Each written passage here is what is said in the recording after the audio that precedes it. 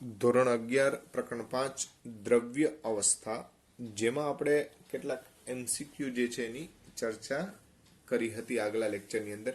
હજી થોડાક એમસીક્યુ જે છે એની આપણે ચર્ચા કરીએ છીએ મિત્રો. તો કંઈક એમસીક્યુ આ ટાઈપનો છે. નિયત તાપમાને અને દબાણે, નિયત તાપમાને અને દબાણે એક હાઇડ્રોકાર્બનનો પ્રસરણ વેગ અથવા પ્રસરણ દર કરતા હાઇડ્રોકાર્બનના પ્રસરણ વેગ કરતા ડાયહાઇડ્રોજનનો પ્રસરણ વેગ 3√3 ગણો હોય તો આ હાઇડ્રોકાર્બનનું સૂત્ર CnH2n-2 માટે n નું મૂલ્ય ગણો. બરાબર, ધ્યાન રાખજો મિત્રો. નિયત તાપમાન અને દબાણની પરિસ્થિતિમાં એક હાઇડ્રોકાર્બનનો પ્રસરણ વેગ જે છે એના કરતા ડાયહાઇડ્રોજનનો પ્રસરણ વેગ 3√3 ગણો છે. તો તમારે આ હાઇડ્રોકાર્બનનું જે સૂત્ર છે એમાં n નું મૂલ્ય ગણવાનું છે. આ ટાઈપનો એક આપને પ્રશ્ન જે છે એ આપી દેવામાં આવ્યો છે. ઓપ્શન જે છે એ આપણને આ રીતે આપ્યા છે. 1, B આપ્યો છે 4, C આપ્યો છે 8 અને D આપ્યો છે 2. આ n ના મૂલ્ય માટેની ચર્ચા છે. તો હવે ભાઈ અહીંયા સમજી લો કે માની લો કે R1 છે એ હાઇડ્રોજન, એટલે અહીંયા આપણે એમ લખીએ RH2 જે છે એ કોનો પ્રસરણ વેગ કહીએ તો કે હાઇડ્રોજનનો પ્રસરણ વેગ છે. એ હાઇડ્રોજનના પ્રસરણ વેગ જે છે એ 3√3 ગણો છે. કોના કરતા તો કે ભાઈ આ હાઇડ્રોકાર્બનના પ્રસરણ વેગ કરતા. આનો અર્થ શું થાય તો કે RH2 બરાબર R હાકા ઇન્ટુ 3√3. હવે સમજાણું? બરાબર છે.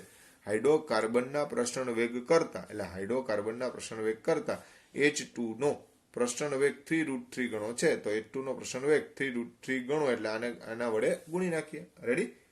તો અહીંયા આપણે RH2 upon R હાકા બરાબર આવું લઈ શકીએ. આને આના છેદમાં લઈ આવીએ તો 3√3 લખી શકાય કે નહીં? આને આના છેદમાં મૂકી દઈએ તો બરાબર છે.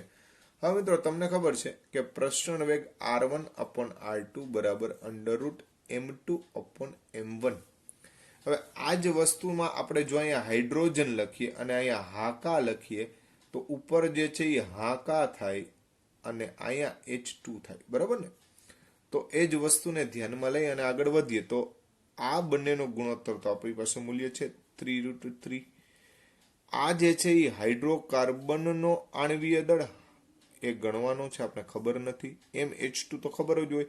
હાઇડ્રોજન જે છે એનો આણ્વીય દળ લેવા જાઓ તમે તો હાઇડ્રોજનનો આણ્વીય દળ જે છે એ કેટલું થશે? 2. હવે વર્ગ કરી નાખીએ બે બાજુ તો 3 નો વર્ગ 9, √3 નો વર્ગ 3, આનો વર્ગ એટલે m હાકા, વર્ગમૂળ નીકળી જાય. બરાબર છે? m હાકા છેદમાં 2.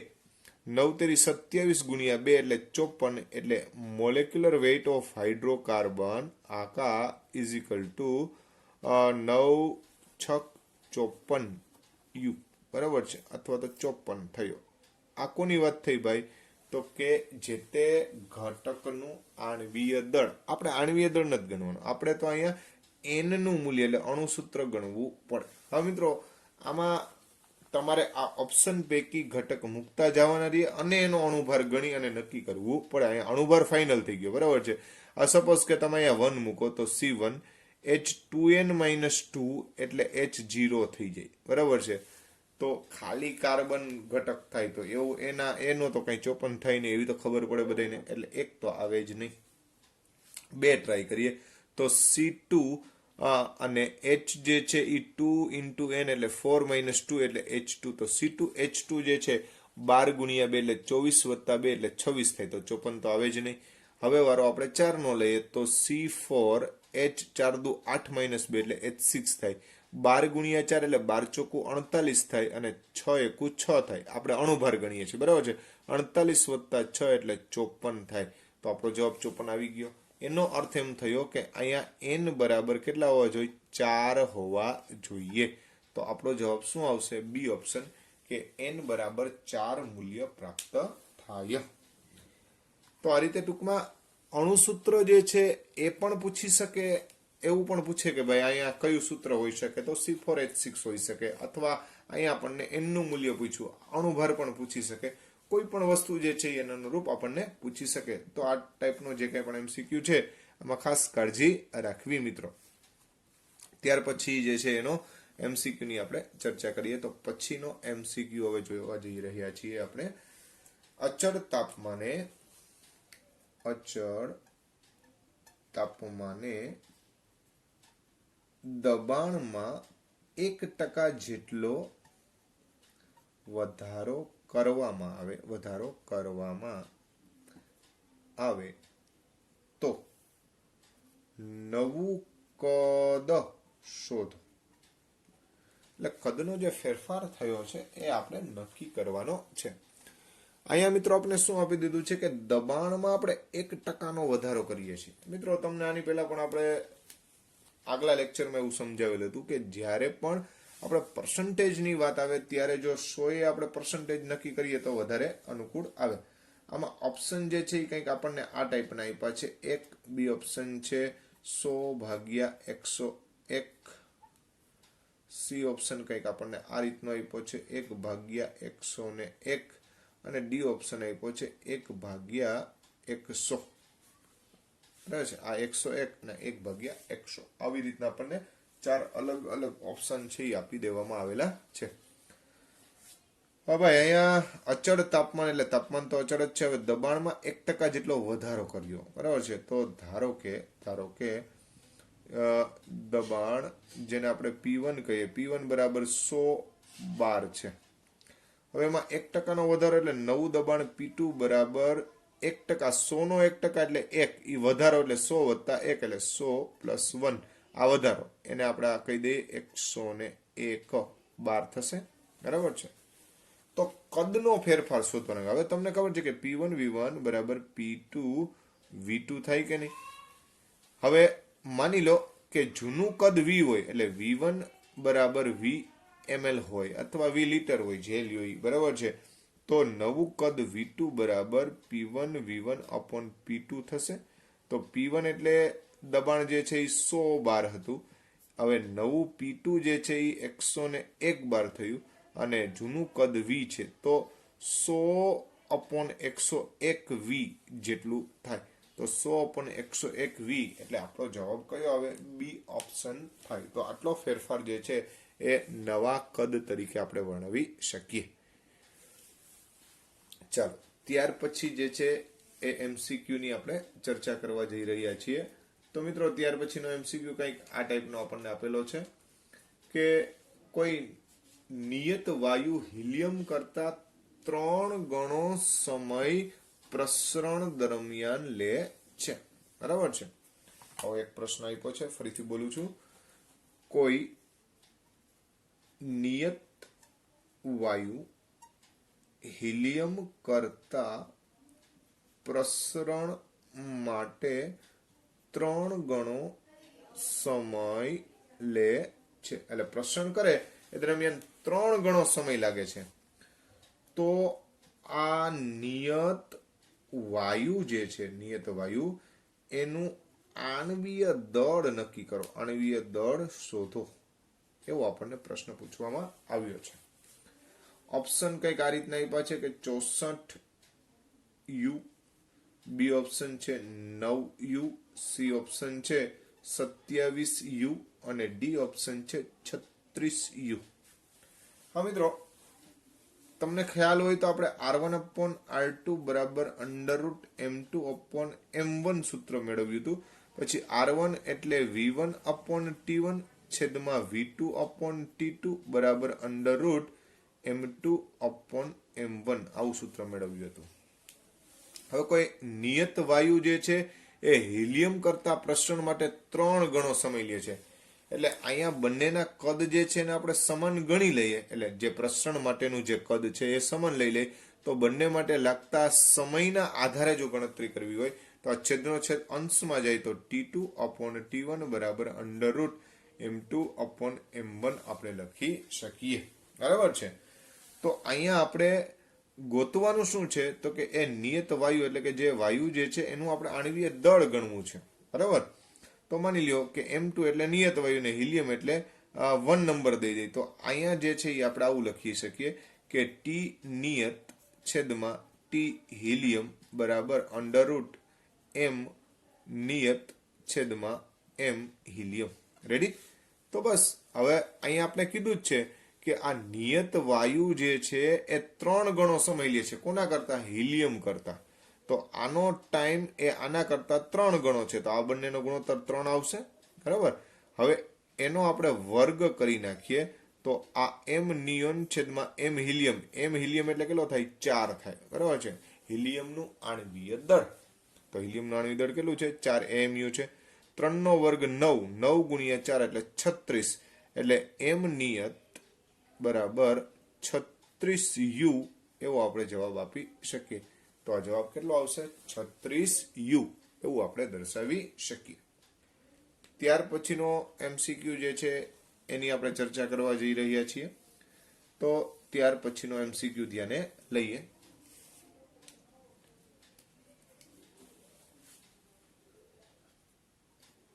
કયા વાયુમાં આદર્શ વર્તણૂકથી વધુ વિચલન જોવા મળે? બરાબર. પ્રશ્ન બહુ સિમ્પલ છે. આ મિત્રો એમ્સ 2013 પૂછાયેલો પ્રશ્ન છે એકદમ સિમ્પલ. કયા વાયુમાં આદર્શ વર્તણૂકથી વધુ વિચલન જોવા મળે?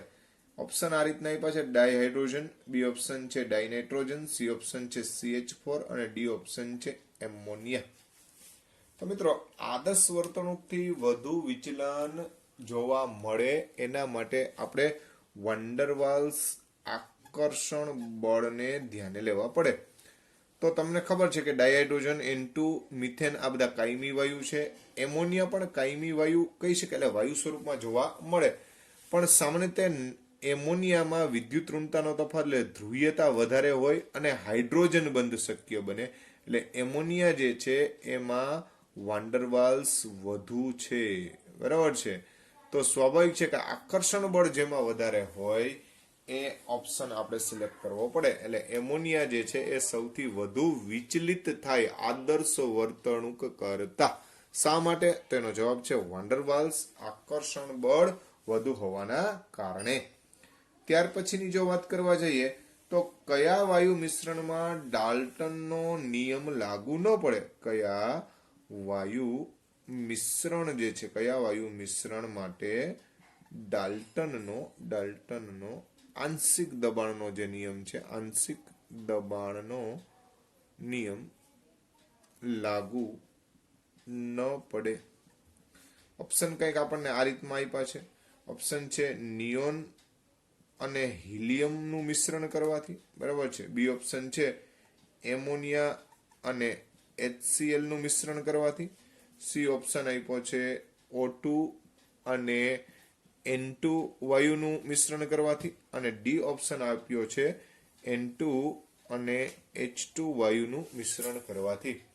કોના માટે થઈ અને આપણે અહીંયા આ ડાલ્ટનના આંશિક દબાણનો નિયમ લાગુ ન પાડી શકીએ?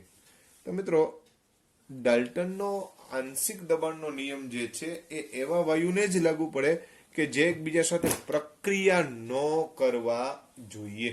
બરાબર છે. તો પ્રક્રિયા ન કરતા તો નિયોન અને હિલિયમ તો પ્રક્રિયા કરતા જ નથી. ઓક્સિજન અને નાઇટ્રોજન પણ વાતાવરણમાં વર્ષો થયા છે, સામાન્ય સંજોગોમાં એ પ્રક્રિયા કરતા હોતા નથી. પણ એમોનિયા અને HCl તમને ખબર છે કે એમોનિયા વત્તા HCl જે એસિડ બેઝ પ્રક્રિયા કરી અને એમોનિયમ ક્લોરાઇડ ઉત્પન્ન કરે. તો આવા ઘટકો કે જે એકબીજા સાથે રાસાયણિક પ્રક્રિયા કરતા હોય એને ડાલ્ટનનો સિદ્ધાંત આપણે લાગુ પાડી શકીએ નહીં. તો આ વાત થઈ ડાલ્ટનના સિદ્ધાંત અંગેની. ત્યાર પછીનો પ્રશ્ન મિત્રો જોઈએ તો વાસ્તવિક વાયુ માટે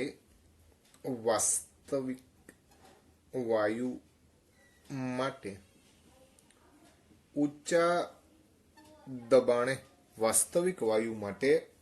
દબાણે દબનીય અવયવ બરાબર ખાલી જગ્યા.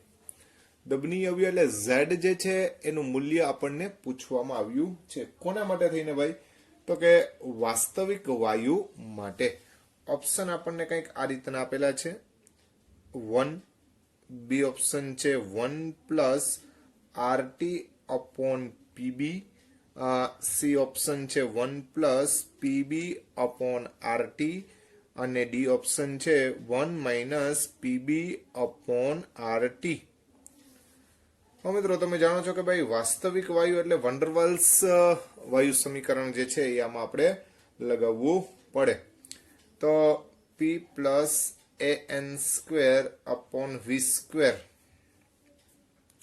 V minus NB is equal two NRT.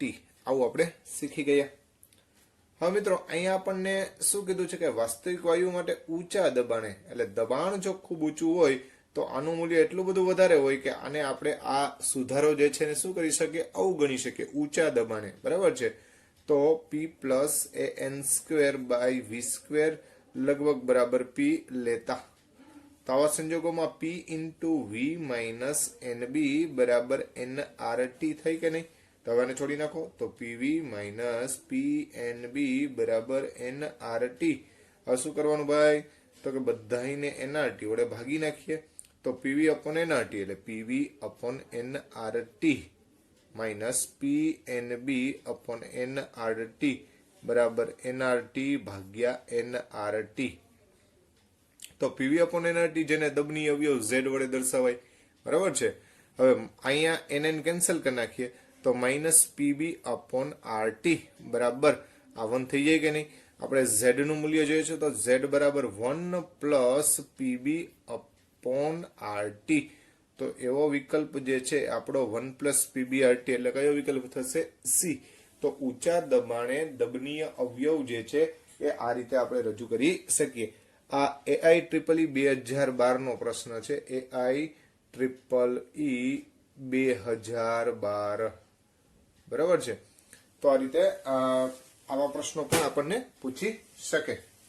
ત્યાર પછીનો જે પ્રશ્ન જે છે એની આપણે વાત કરવા જાય તો આ જેમ આપણને ઊંચા દબાણે પૂછવામાં આવેલો હતો એમ એક નીચા દબાણે પણ JEE 2014 ની અંદર પૂછાયેલો છે. તો JEE 2014 નો પ્રશ્ન જે છે એ આપણે જોઈએ. જો Z એ દબનીય અવયવ હોય, જો Z એ દબનીય અવયવ હોય તથા Z એ દબનીય અવયવ હોય તથા 1 મોલ વાયુના સંદર્ભે વાસ્તવિક વાયુ માટે નીચા દબાણે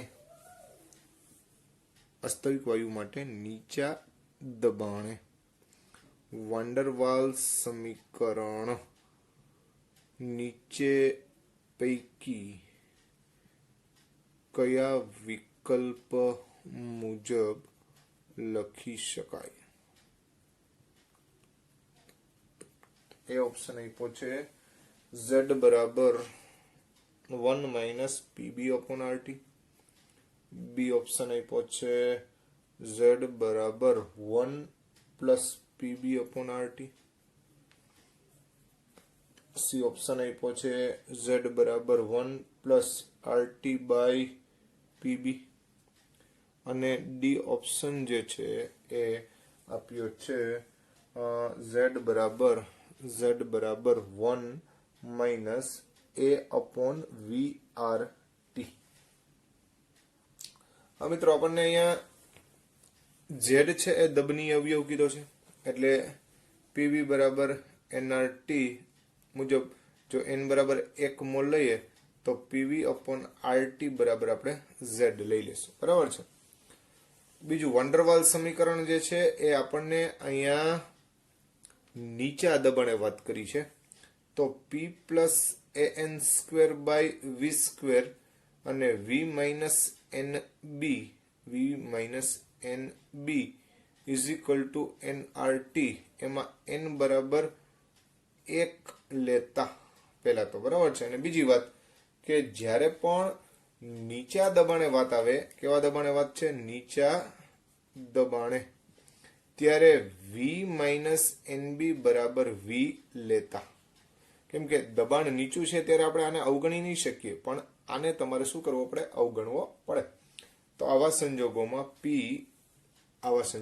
P વત્તા AN²/V², એમાં n ને આપણે કાઢી નાખીએ, કેમ કે 1 નો વર્ગ એટલે તો 1 જ થવાનો, એટલે અહીંયા A/V² રહેવા દઈએ, અને આ જે છે એ V રહેશે, બરાબર RT થઈ જશે, n બરાબર 1 લઈ લીધા। અહીંયા આ તો આપણે V તરીકે જ લેવાનું છે, બરાબર છે।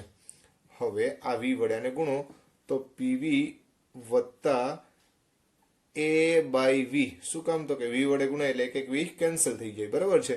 અને RT છે જ, હવે બધાને RT વડે ભાગી નાખીએ તો PV/RT બરાબર RT/RT એટલે 1, અને આને ઓલી બાજુ જવા દે એટલે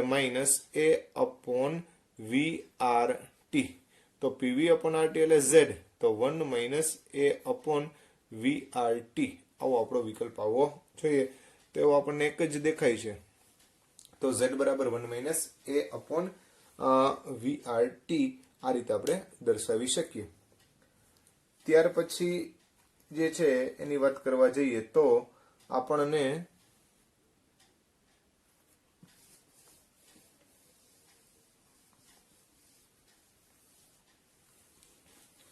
તાપમાન કેલ્વિન માપક્રમમાં બમણું કરતા વેગ ખાલી જગ્યા થાય, એ ઓપ્શન આપ્યો છે 2.8, બી ઓપ્શન આપ્યો છે 1.4, સી ઓપ્શન આપ્યો છે 2 અને ડી ઓપ્શન આપ્યો છે 4। તાપમાન કેલ્વિન માપક્રમમાં બમણું કરવામાં આવે તો વેગની વાત કરી છે। મિત્રો આપણે જુદા જુદા વેગ જોયા, સરેરાશ વેગ હોય કે પછી VRMS હોય કે પછી મહત્તમ સંભાવ્ય ઝડપ હોય, બધાના સૂત્રોની વાત કરવા જાય તો જે વેગ જે છે એ પ્રપોર્શનલ ટુ √T થાય છે, બરાબર છે। જુદા જુદા આપણે વેગ જોયા, દાખલા તરીકે આપણે C* જોયો તો C* માટે થઈને આપણે સૂત્ર આપ્યું હતું, શું સૂત્ર આપ્યું હતું, 2RT/m આપ્યું હતું, બરાબર છે। આ જ રીતના C* જે છે એના માટે આપણે જે સૂત્ર આપ્યું હતું એ 8RT/m કીધું હતું, અને C જે છે એટલે VRMS જે છે એના માટે થઈ અને આપણે કીધું હતું 3RT/m। તો ભાઈ આ જુદા જુદા સૂત્રો જે છે એ બધામાં આ વેગ જે છે એને તાપમાનનો સંબંધ કેવો છે, તો કે ભાઈ રૂટ જે છે એની સાથે √T સાથે સરખાવી શકાય।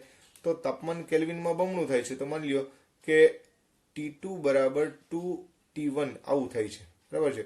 તો V2 ના સંદર્ભમાં વાત કરવી છે તો વેગ V proportional to √T, તો આપણે આવું લખી શકીએ V2/V1 બરાબર √T2/T1, આના આધારે, બરાબર છે, કે વેગ છે એ √T ના સમપ્રમાણમાં હોય તો V2 √T2 ના સમપ્રમાણમાં અને V1 √T1 ના સમપ્રમાણમાં હોય, તો અહીંયા આપણે આમ લખી કે √T2 બરાબર 2 ટાઈમ્સ T1/T1, તો T1 કેન્સલ થાય તો √2, એટલે V2 બરાબર √2V1, અને √2 એટલે 1.4, તો આપણે એવું લખી શકીએ ને કે નવો વેગ જે છે એ 1.4 ગણો થાય, કોના કરતા, તો કે જૂના વેગ કરતા। તો આ રીતે આપણે આ MCQ જે છે એને સમજાવી શકીએ। તો આપણો વિકલ્પ કયો રહેશે, બી। આ AIPMT 2011 પૂછાયેલો પ્રશ્ન છે, 2011 પૂછાયેલો પ્રશ્ન છે। ત્યાર પછીનો પ્રશ્ન જોઈએ તો વાયુ મિશ્રણમાં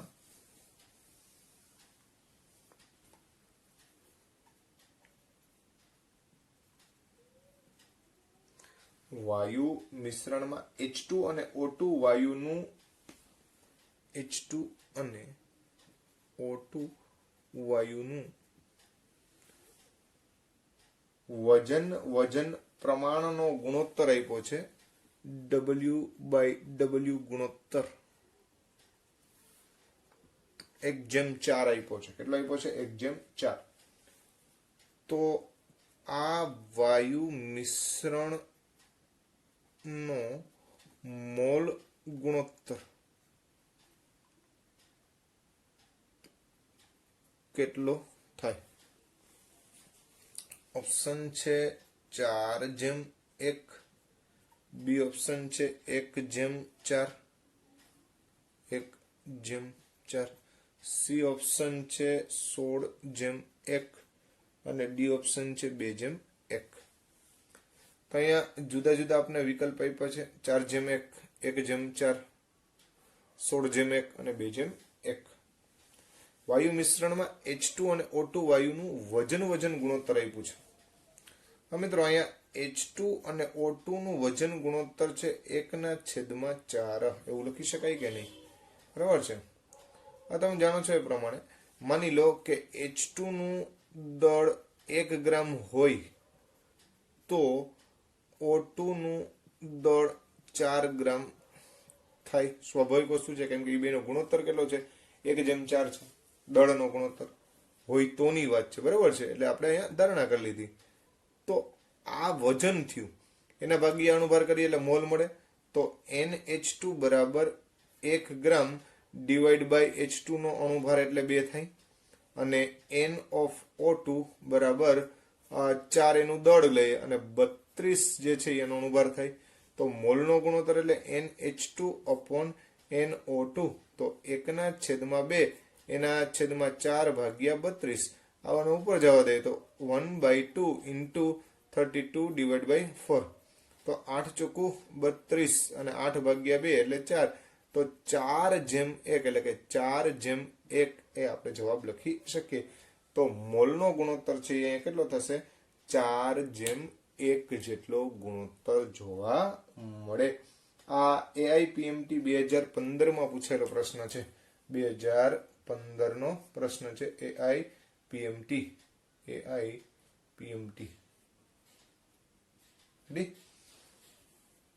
ત્યાર પછીનો પ્રશ્ન જે છે એની વાત કરવા જઈએ તો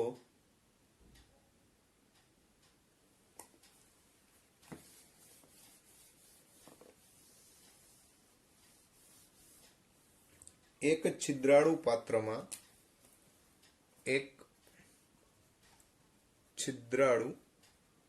પાત્રમાં H2 અને O2 વાયુઓને સમાન મોલથી ભરવામાં આવે છે. એટલે બેના મોલ કેવા રાખ્યા છે? સમાન. કયા કયા વાયુ છે? ડાયહાઇડ્રોજન અને ડાયઓક્સિજન. પાત્રમાં છિદ્ર હોવાથી બંને વાયુઓ પાત્રમાંથી લીક થાય છે. H2 ના અણુઓ બહાર નીકળતા 0.5 સેકન્ડ લાગે તો O2 વાયુના અણુને નીકળતા કેટલો સમય લાગે?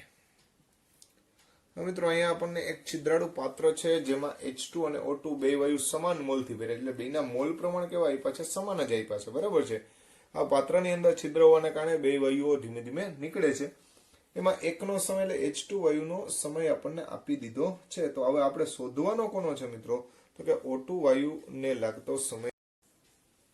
એ option 1/4, B option 4, C option 2 અને ડી ઓપ્શન 1/2. તો મિત્રો અહીંયા H2 અને O2 વાયુ સમાન મોલથી ભરેલા છે. એટલે મોલ સમાન હોય તો જે તે તાપમાને અને દબાણે એનું કદ પણ કેવું થાય? સમાન થાય. બરાબર છે.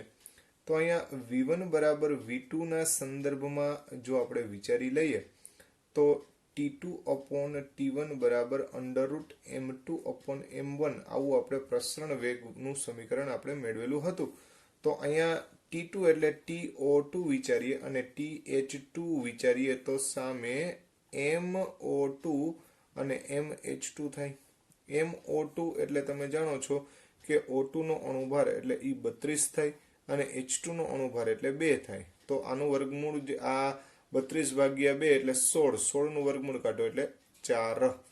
તો TO2 બરાબર 4 ગુણ્યા TH2. તો TH2 છે એ આપણને અહીંયા 0.5 સેકન્ડ આપેલો છે. તો 0.5 ગુણ્યા 4 એટલે 4 × 20 એટલે અહીંયા કેટલો થાય 2. ટૂંકમાં આના કરતા અડધો. તો 2 સેકન્ડ જેટલો સમય જે છે એ કોને લાગશે? તો કે O2 વાયુના અણુઓને નીકળવા માટે આટલો સમય લાગે છે. તો મિત્રો અહીંયા જુદા જુદા MCQઓ જે છે એના અંગેની આપણે આ ચર્ચા કરી છે, જે આપણી ચર્ચા અહીંયા આપણે પૂર્ણ કરીએ છીએ.